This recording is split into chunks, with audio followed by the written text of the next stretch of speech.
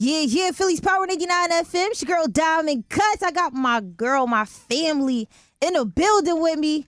Tina, formerly known as Hood Celebrity. In our real life, yeah? In a real life, what go on? Welcome to you. Yo, you're trying to be accent so quick. What go on? Let My me find out husband's you got some Jamaican. Jamaican friends. See, I knew it. You said that too good. I knew it. I knew it. That's dope. Sometimes I, you know what I'm saying, I get my little patois on, you feel me? All right, what else you know? What else you know? Let me hear something else. That's it. Rascalot. Yeah, man. How you been? I've been good, man. I've been really good. How you? I've been good. It's been a long time coming. I think the first time we ever kind of connected was during quarantine, during COVID. Yeah. And the energy was good. The energy's still good. I'm actually happy to do this interview. Oh, really, because you've been supporting me. Thank you so much. all the time. First time I met you, your energy was always good. And, I feel like you've been rocking with me and I'm rocking with you. So, yeah, I'm glad to be here. Man, listen, I'm happy you're finally here. Come here looking fly. She put me up on game, too, in a real life. And you put me up on game. Your sunglasses change colors depending on what you got on there. I like to. I be keeping up with fashion and all of that stuff. I can tell. I be Sometimes I be stepping out sometimes. You know what I'm saying? Once in a while, but your glasses they change colors depending on what you got on. That's crazy. Yeah, that's dope. How did you find that? Okay. It's crazy. At first, when I bought it, I didn't even know until I started wearing them with different outfits, and I'm like, hold up, it's going with my shirt or whatever color I got on. I'm like, that's fire. Yeah, that's crazy. We got a Givenchy glasses, right? And you said your Cartiers do that. My Cartiers do that too. And my Cartiers just stay clear all day long. That's right, because you got the clear ones, right? I got the clear ones. That's what it is. Yeah. So once you start going different with different colors, like the purple lens, the orange lens, different colors, then you're gonna see it. Yeah, we gonna put a pause on it. Them glasses, they ain't cheap. You know what I'm saying? You got your Balenciaga Crocs on. We doing a little fit check right now. I love these Crocs. Let me tell you, these Crocs is listen. I'm one of those artists that I believe in repeating my stuff because my money pay for it. Absolutely. So when I like something, you going to see me in them as many times as I want to wear them. Now, this is my first time seeing you in them. So. Yeah, these are my go-to. These are my go-to Crocs. Now, I wanted to get those, but I was afraid I would have been, break my ankle a couple times. No, and you got the swag for it too. Yeah. Thank you. You can swag these that. out. What I like is that you can really swag them out with anything. You can. And they add a little height. I'm short, so... anything that give me a little, extra 1 or 2 inch. Yeah. You're good. Yeah, you definitely would like them. And they're comfortable. I got some Defenders, the Balenciaga Defenders, and they got a real chunky sole. Those are the sneakers that look like they got a tire underneath them. And depending you gotta put me onto those. Depending on how you walk, you might, twist your ankle real quick. So I was like, I'm afraid. Nah, not with these. I'm gonna get those though. Would I wear these for performance? No. Oh, you wear them to perform? I wouldn't wear them for performance. Oh yeah, yeah. I wouldn't be able to perform in them. If you're on some chill, in and out, this is definitely a go-to. That's exactly because and they're comfortable. The only reason I said not to perform is because they're heavy too. Yeah. Take a lot of energy to lift your leg up. Now you changed your name to. My real name is Tina too. Did you know? That's crazy. I didn't know that. Yeah, my real name is Tina. I didn't know that. I'm not going to change my name to DJ Tina or nothing like that. The name change though. What made you do it? Honestly, I feel like it's really the growth. Hoods and I be telling people that behind Hood Celebrity, Tina was always the author of that. So, the little girl that came from Jamaica, grew up in the hood. Yeah. I had Hood Celebrity. I feel like I've been riding with Hood Celebrity. But, always hearing it from my fans as well, you're bigger than just a Hood Celebrity. You know what I mean? And I feel like COVID, going through the whole COVID situation and my sound growing as an artist and just me growing as an artist in general, I'm like, I gotta continue my legacy with my real name. Because if you hear the new music and the growth in the music, you can hear that as well too. You know what I mean? And I feel like I've been everywhere. Right. Honestly, the only probably place I haven't been is Africa. Oh my God, I want to go. Yeah, I've been to Israel. I've been all over. So it's I feel like I'm bigger than just Hood Celebrity. You know what I mean? And Tina's my real name. Why not? Yeah, why not? You know what I'm saying? A lot of people scared of change. And at first, when I was doing it, I was a little how this is gonna go. But my fans was already pushing that too. You're bigger than just Hood Celebrity. They was happy that I changed my name. Yeah. Now, it's always scary when an artist like yourself is getting into rebranding themselves. Of course. So what was some of the things you were kind of skeptical and scared about when you said, okay, I'm gonna just be Tina, no more Hood Celebrity? I feel like just people really projecting their fear on me. But at first, I'm just I'm a do it. Now, one thing I did know and I understand is like changing something, like change is always scary, but now I'm gonna have to push that energy out there. It's like you starting back all over again from scratch. You know what I mean? Right. Like just having people getting used to saying Tina instead of saying hood celebrity. For my social media, for a long time, my fans them couldn't find me. But thank God, my label was like, let's do the parentheses hood celebrity. And thank you for that. Shouts to your label, because when you changed your name and I'm like, going through the music, I'm like, oh my God, if I put in Tina, you know how much stuff is going to pop up. But they put the hood celebrity. They put the hood celebrity. That was thanks good. to my label and my product manager, they was on top of me. Like, it was like, nah, trust me. Because for me, when I'm stuck in something, like, that's just, I'm a Cancer. Like, if I'm stuck on something, that's what I want. And I'm like, nah, like, I don't want to see the hood celebrity at all. Like, it's they look at me like, I'm like, it's this. But they was like, trust me, like, at least for now. Because, you got to give people time to adapt to that, too. You know what I mean? So it's been going good. I feel good. I got the project Tina versus Hood Celebrity, where I was happy to also, like, put that out there because I get to show people both sides as well. Right. Like, I could embody both Tina and Hood Celebrity. Yeah. Where I don't feel like I gotta run from Hood Celebrity. It's like, embody both and just put her in that world. That's what's up. Now, one thing that I love about your music, and it's so easy for any DJ to play, is that you keep it real to like that. Thank you. Them dance hall roots. Yeah. A lot of the times when you making your music, it's something we could play, something we could vibe to. Thank you. How do you, like, what's your thought process when going into the studio? Is it, I'm going to keep making these dance hall, and I know you switch it up though. Of course. But for me, my favorites is, because I'm a DJ. Yeah. I love those, like, them old school, like, dance hall vibes you give. I mean, honestly, I was born in Jamaica. I left Jamaica when I was 12. I was raised in the Bronx.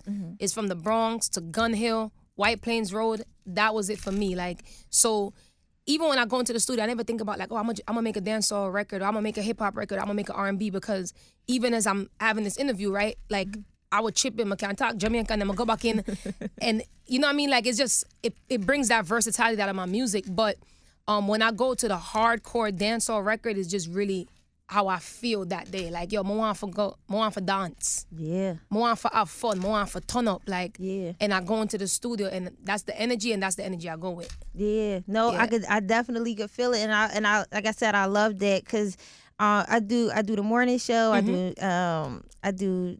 play DJ at night here, and anywhere in the parties you can play that. You know what I mean? And you're not going to drop the vibe. Like, That's you know true. what I mean? That is true. Now you got some big reggae artists that you collab with, but who are some of the artists that you haven't collabed with that you would really love to? Honestly, like, for people who know, like, Vibes Cartel inspired my music a lot.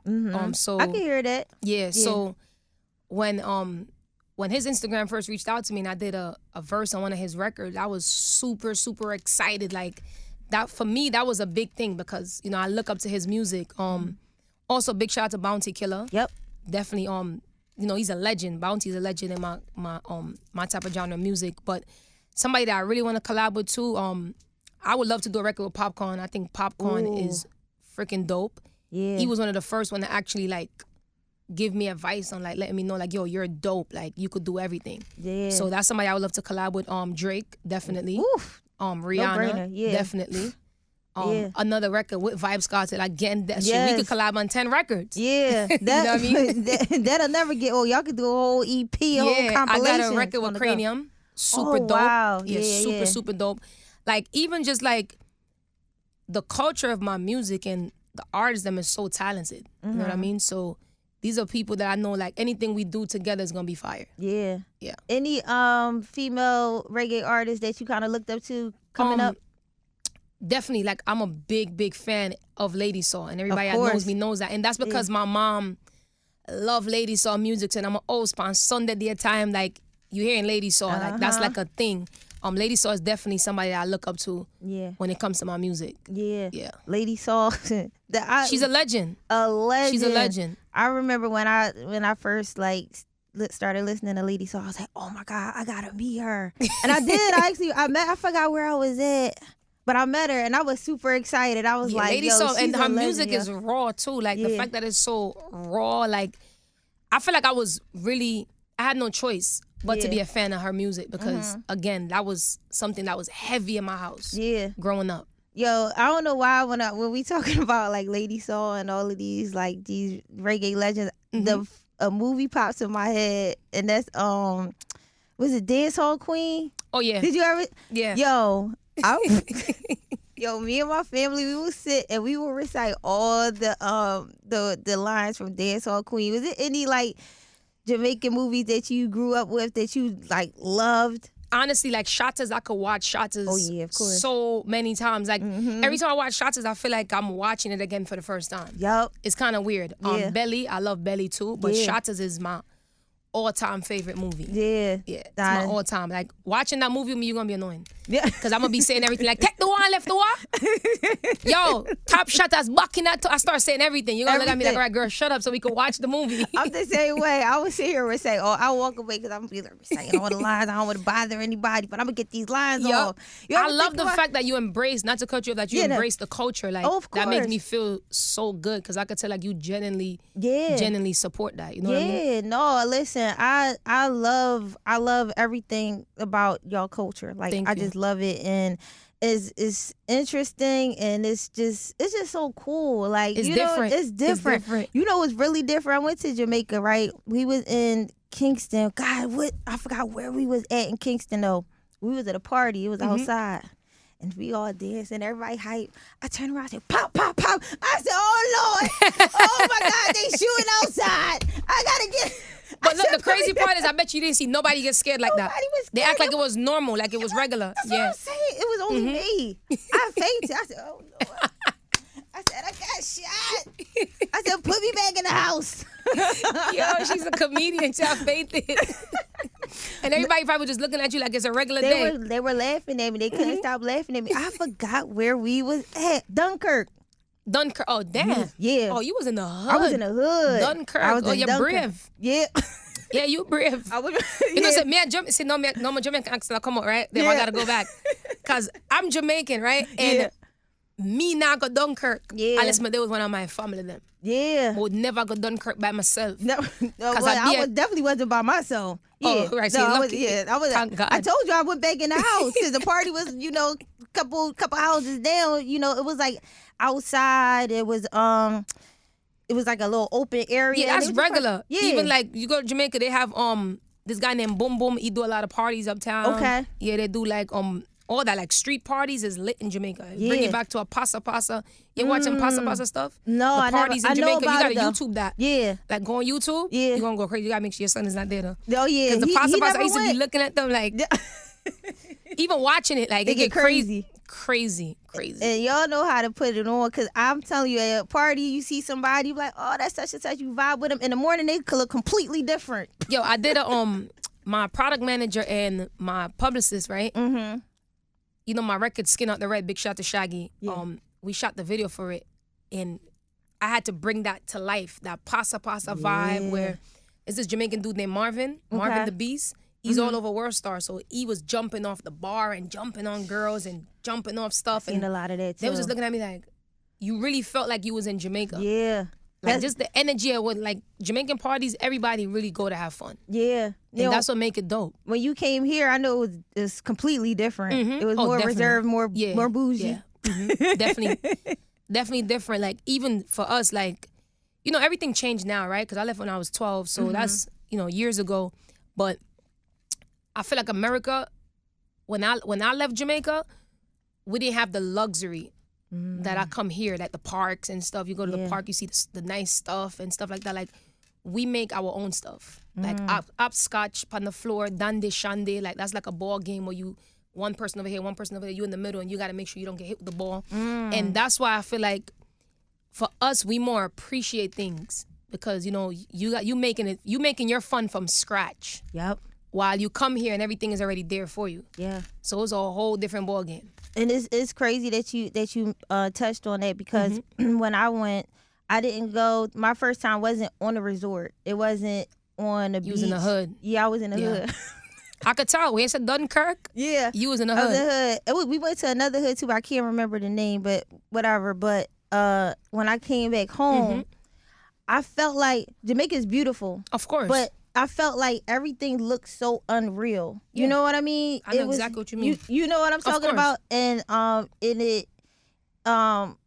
It's just a huge and it's not to downplay nothing. No, yeah. I don't as a Jamaican, I don't take that you're downplaying anything because it was just different. It's great areas and it's nice areas and that's everywhere. But again, like I said, for me, someone who was born there, left Jamaica when I was 12, when I came to America and I landed in America, I was like, even like going to the parks and stuff, I'm like, damn, like this real? Yeah. Like if I really, sometimes I pinch myself like, this serious? Like, but they are firing now. Like, you understand what I'm saying? Yeah. But that's why I tell people, even for people who come, because now everything is, in Jamaica, everything is upscale now. Like people in Jamaica living better than people in America right now. Our highways is upscale. Everything is different. Amazing. Our tolls now, the malls, everything is lit. Yeah. Like now it's like it's like you're in America type of vibe. But I tell people that people who come from Jamaica or come from anywhere, like any other part of the world when it comes to Caribbean small islands, like you got to really appreciate, you appreciate everything you get more. Yeah. Because you understand where you're coming from. Right. It's a little different. Yeah. Then what made your family decide to come to New York? Well, my mom left me when I was 7. Okay. She moved to England. Oh wow. Yeah, to have a better life, give us more opportunities. And she moved to England when I was 7. Then she came to America. Okay. And then she sent for me as her life got better. Mm-hmm. She sent for me when I was 12. So it's more like just to give us better that's what my mom always tell me, like, my send for your foreign for you come get a better life and, use the opportunity and get where you need to get to. Because there's a lot of opportunities here. Yeah. And your mom's been a lot of places because you told me before she was here. She was in Philly, right, for some time. You remember what part she was in? She was in North by North Welch. Philly? Oh, yeah, okay. She was in North Philly. I know that's right, Mom. Yep. You better do it. Yeah, my mom was in North Philly. Well, when she first came to America, she used to live in Fordham Road by Davidson. So I grew up on Davidson, and then I used to be uptown with my family. Okay. Then she moved from there. Well, from Davidson we got put out and we went to a shelter. Yeah. In the Bronx, and then from there we went to a lot of places. Went to Webster. Then from Webster, because my brothers then was bad. They was always in gangs, getting in trouble. So we always had to, move. Then we went to Philly because it was cheaper. Yeah. And like a little bit after that, I blew up. Oh, wow. Yeah, and that's everything changed. And you got, how many siblings do you have? I got 3 brothers and 1 sister. Okay, they all still in the States? Yeah. Okay. Yeah, they all here. Now, I was watching an interview where you said you got a crib and you moved your family. Yeah, I moved my mother. I moved my little sister. She was when I moved her, she was 17. I moved my mom, my little sister, and my little baby brother. Oh, nice. Yeah. And then they moved from there to LA.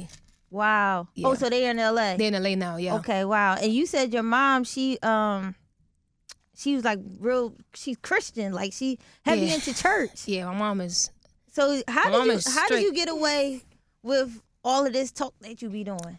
Honestly, I and I'm gonna be real with you. Like, I'm rebellious. Like, I feel like the culture and my mom and I was raised with my great grandmother was so strict. I feel like, and I would tell this to all parents. Like, it's okay to be strict with certain things with your kids, but it's also okay to make your kids feel comfortable enough to where they're not so scared to tell you things, because once they get that freedom, it's over. Right. You know what I mean? So my family was strict. Growing up, they were super strict. So after a while, I stopped caring. I'm like, I'm gonna live for me. Right. Like, I can't do this.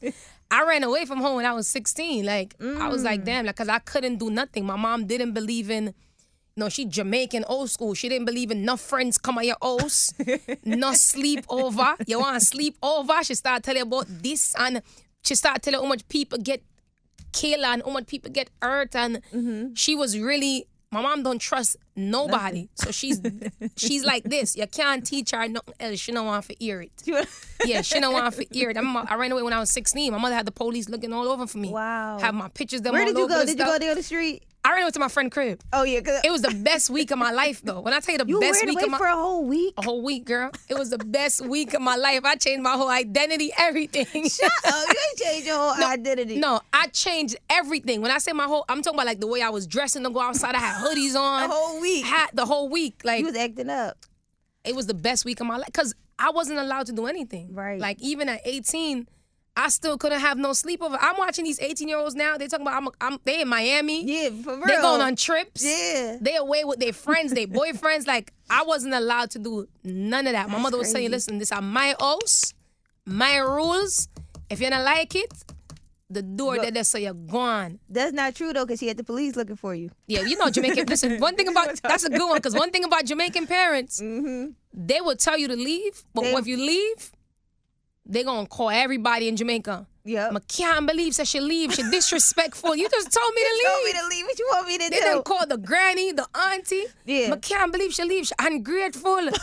My mother been telling me to get out of her house since I was 16 years old, but she never kicked me out. No, of course not. Every argument, come on, my house. You wasn't supposed to leave either. I wasn't supposed to. No, she went crazy. Yeah. My mom was crying. I had family members calling me. Oh my God. And my mother was gonna go into the hospital. I was scared. I got scared. I went back home. Oh, so that's crazy that they never failed you. You said, let me just go back home. It was the best week of my life though, because again, when you be so strict, like, think about it. Some of the craziest. That's true. The most loose girls that be because out they here, came from strict households. they came from strict households. I say that so when all they the get time. that chance, they really do everything. And even though I was like crazy and rebellious, I still wasn't doing nothing that I wasn't supposed to do. Right. When it comes to, like, just thinking I'm loose and I'm hot in my pants, like, that wasn't even my mentality. I just really wanted to have fun. Right. And I wanted to be with my friends and, like, do certain things. You wanted to do what every other teenager was doing. There you go. My friends was going to house parties. Mom was like, no. And sometimes my mother would tell me, like, it's another thing with Jamaican parents. They'd be like, you can't ask me if you want to go somewhere. Come to me and ask me if you do good in school. That's and stuff. True. And I go to my mother. I'm thinking she in a good mood. I'm like, mommy, to them want to go outside with my friend them. No. I'm like, but you just told me I could ask you. Like, she like, no. I said no already. Yeah. I'm money I look. I'm money I want. You find somebody new. I'm like, yo, I don't want no man. I just want to have fun. You want to go out. Everything for my mother was a money I look, a money I want. Like, and she was dead serious. Yeah. So as I got that freedom, I just started doing. You should have brought your mom. She sounds like a fun person to be around. My mom is funny. My fans them love my mom. Even when I be on live, they be hearing her in the background. They be like, yo, put your mother in the live. Your mom is funny. Put your mom in the live. My mom is crazy. No. How often do you go back home, like, to visit Jamaica? I used to go back. I've been back, I say, like 5 times. Okay. Yeah, I had a show down there. That was really, like, how did that good. feel going back home to perform? It felt really, really good. But, like, and this is like a big thing with all my Jamaican fans, because they be like, yo, why you don't come down here that much? But, like, I used to hate going back because of my brother was deported and me and him grew up together. So every time I went back to Jamaica, it would be the funnest time of my life. But then coming back, it would be like a feeling that I wouldn't wish that on my worst enemy, because I'm seeing him there and there's nothing I could do. I can't bring him with me. I can't bring him back, like, So, like, that was just, like, I used to always try to run from that, So that was, like, a big thing for me. So I used to try not to go back so much because I didn't want to go back through that. To leave him. Yeah. Yeah. That's deep. That's deep. Now, getting into the music, you just dropped the record, She's a Fan. What was the thought process behind that record right there? She's a Fan. I was really, like, in that energy, because I preach this a lot. Like, people be thinking, like, your haters really hate you and your haters is really your biggest fans. Like, don't nobody spread something bad about you faster than a hater. Right. They'll be sending your pictures out. Oh, look at her. She don't look good today. Or look how she look. Like, you know what I mean? But your haters, them is really your fans. And I wanted people, because I know it's so relatable. Right. Yep. Everybody. I'm like, yo, everybody could relate. Everybody got a hater, got a chick that stalk your page. She don't like you, but she on your page every day. She want to see what Diamond Kuts got on. She want to see what you wearing. She want to keep up with your life. Yep. Want to see what you're doing. That was the whole thought process, and I feel like people gravitate into it because everyone can relate to that. Yep. Yeah. Then when you started music, like, when did you feel like this is my breakout moment? Like, oh my God, I'm really doing this. Like, what was that record? And well, I know what the record was, but honestly, how was that feeling? It felt good. That really felt good, because for me it was like, damn, I'm really about it. Like, when Walking Trophy came out, I was still working a job. I was still working my job. I was living in the projects at the time. So when that record came out and I saw the buzz that it was getting, I'm like, yo, my life is gonna finally change. Like, I'm gonna finally, get to do what I want. And at the time I didn't have no papers, no documents, so I really couldn't really travel nowhere. So I'm like, yo, this is really gonna be a breakthrough where my life is gonna change. Right. Yeah. So when I started like traveling and stuff, I'm like, being the girl that I never left the Bronx. My whole life being in New York. Like I never only like to come to Philly. That's about it. Boston. Yeah. Like, little states going back and forth, but I never ever actually get to leave New York. Yeah. So when I started doing that, that's when I really felt it. Like, yeah, this is it. This is what it is. And you big with dancing and everything like that as well. I always be watching you, and you gotta teach me something too before we get out of here. Because if y'all follow me on Instagram, y'all know I love to dance. I really don't know how, but I'm gonna try. I'll put my best foot forward. I got you. Know what I'm I got you. When did you first start falling in love with dancing? Because it's different from like you really be doing it. I've been dancing since I was a little girl. Okay. Like my mother always tell me, like, even in Jamaica, I used to go around the neighborhood. And they used to always put me in a little dance contest. Like little girls in my neighborhood, they're like, Tina, come, mash her up. And they knew I was gonna win. They used to give money. So I was always dancing since a little girl. Then I went to school for dancing too. I went to HSVD, High School for Violin and Dance. So I always loved dancing, and I feel like I fell in love with dancing since I was a kid. When I'm dancing, I feel like that's like therapy for me too, other than my music. I feel like I don't see nobody. I'm in my own world. I'm the girl that really. People probably think I just put that shit up for social media, but I'm the girl that really be home. If a song come on that I like in my crib, let's say I'm listening to Pandora channel or anything, like, I'm literally the girl that dance in the crib at home. Wow. Yeah, that's really like me. And I was telling somebody about that too, because touching a little bit on like mental health and things like that. When you find something or you have something that you really love, it can really help take your mind off of a lot of stuff. For me, of course, that's DJing. I'm happy you say that. Yeah. Because that's really, I'm heavy on mental health. Because, I've been through a whole phase in my life where, growing up, like, my mom and them, like, no one ever taught me about mental health. Nobody speak about that, especially in my household, like, tell my mom I'm sad, she gonna ask me, you don't have no bills to pay, you don't own a rent, what you sad for? Yep. But as I get older and what I've went through, I understand how serious it is. Like, depression is real. Like, really real. No type of money in this world could change that. Nope. When you're in that vibe. Like, you really gotta go into a different headspace. And the hardest thing you gotta deal with is your mind. It's so powerful. Like, I've been into a place where I had my car, got the luxury car, got the luxury crib, bought my house, the most money I ever had in my bank account. I could do anything I want. And I was so depressed that I didn't see nothing. Yeah. Like, I didn't want to touch my money in my bank. I didn't want to shop. I didn't want to do nothing. I was 103 pounds. So I tell people all the time, like, depression is real. And what helped me with that, because I was the type of person that I take on everybody's problems. And I make it my own. Like, if I rock with you and you going through something, I'm going through it with you. Yeah. And I learned that when you fall, you don't have nobody. Nope. But yourself. Yep. You understand what I'm saying? So for me, it was really the gym, dancing, and my music. Yeah. And what you said earlier is really facts. Like, when you find something you like, it distract you. But it only distract you for the moment. Yep.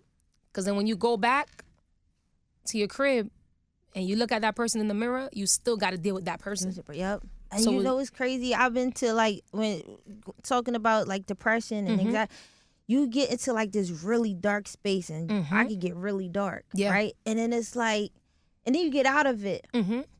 But the funny thing is, it's not funny, but the crazy thing about it is you don't even know how you got yourself up out of it. Yeah. So when it happens again, it's like, oh, it's coming. I know who you are. You about to fuck me up real quick. Yeah. But you just kind of got to go through it, and then it'll just go away. Did you ever think about getting a therapist? Honestly, like, when I was going through that, so I have my cousin Melissa. Like, I love that girl with everything in me because, like, as being a person, celebrity, my status, people don't look at you as a regular human being anymore. People just see you as either you're a bank, you're the person they go to for stuff when they want it. They just use you. And she's a person that loves me for free. And she works with, she works in a mental health hospital. So, mental people. So she was really my therapist. So I didn't have to pay to get a therapist, because when I don't have to pay you, or if I'm paying you late, then are you really going to still be there? Right. You know what I mean? She's a person that I could call off the clock, on the clock. That's amazing. 2 o'clock in the morning, 3 o'clock in the morning, and she's going to tell me the truth. With my mental health situation, when I went through my depression, I knew when I was getting out of it. Because one thing she told me was, make sure you feel everything.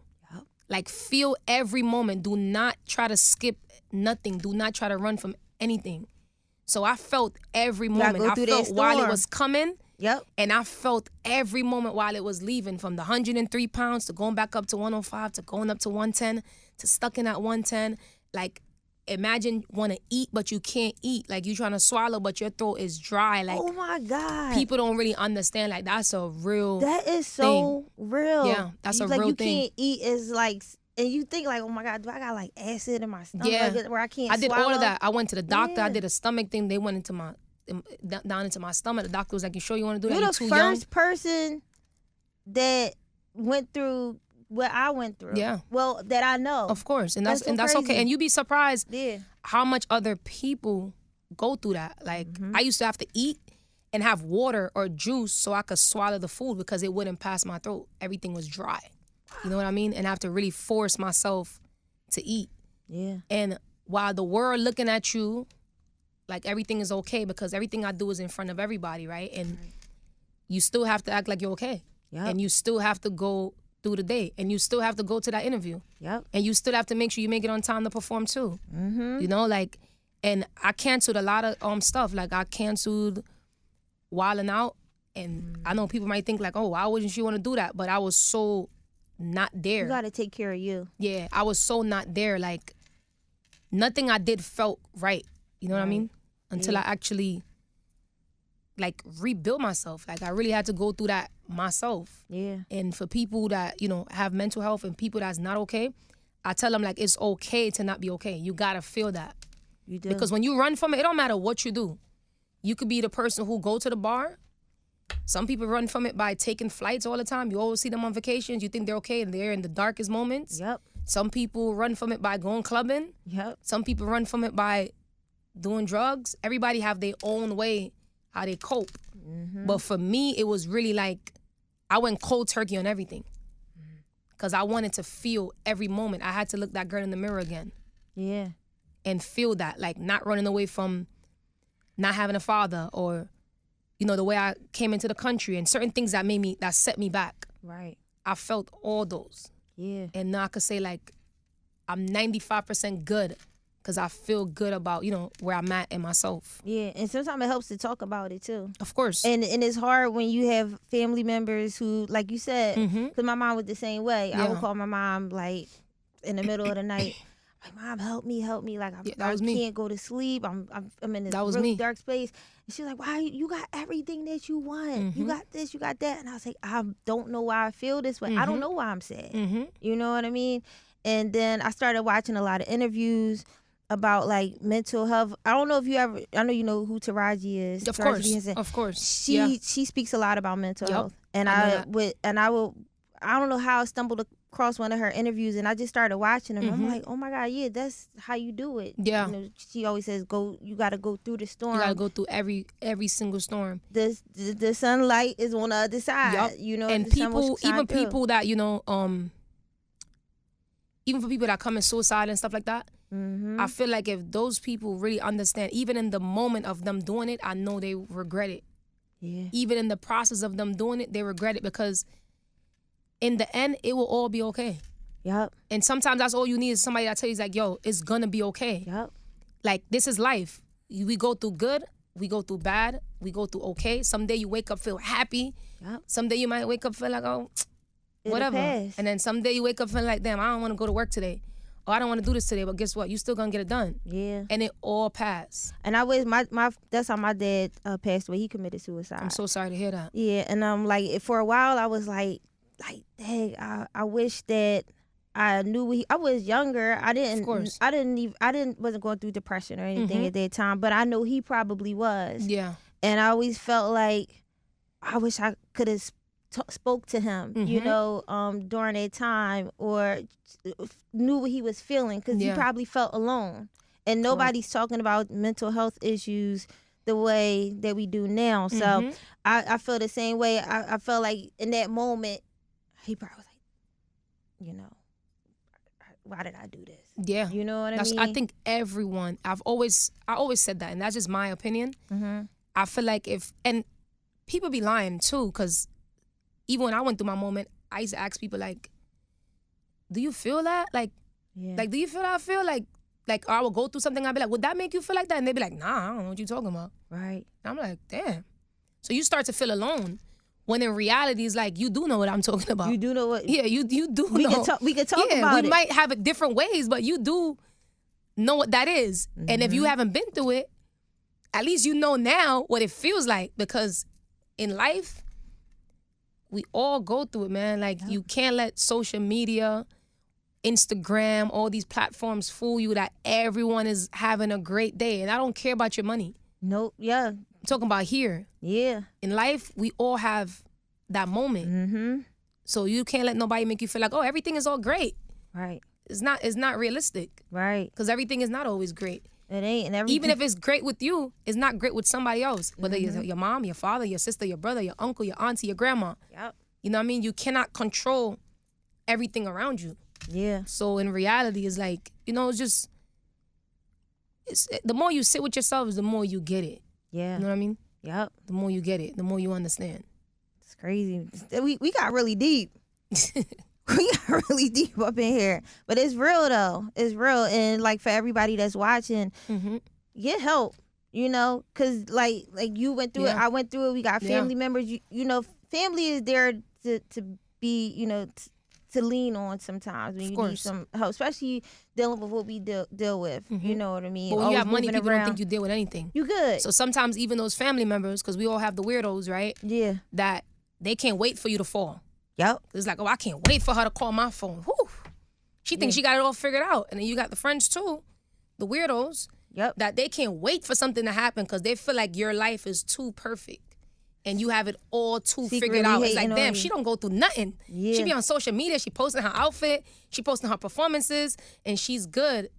And they don't understand that you have to be strong for you. Yep. You know what I mean? There's a lot that goes on that you don't see. That they don't. Correct. Yeah. Man, we here. Tina is in the building. In her real life. Listen, in her real life. When I talk about some things, you know? What I talk about? You know, I only got a couple words. Rise glide. What I talk about? Yeah.